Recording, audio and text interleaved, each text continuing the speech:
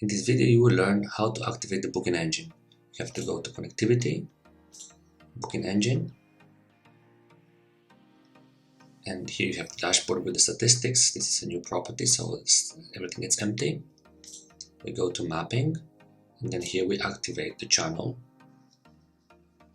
And here you have to select the rate plans you want to activate. We will activate both rate plans.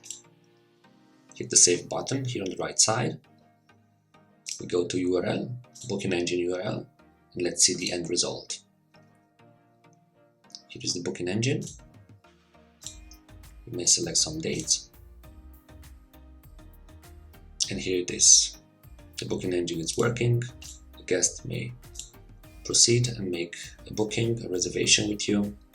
Here's the summary page and all the details that needs to be filled in. So again, your booking engine activation is here on the booking engine. Also on the channels, you will be able to see the booking engine as active, and you can go inside from here as well. Thank you very much for watching. Have a good day.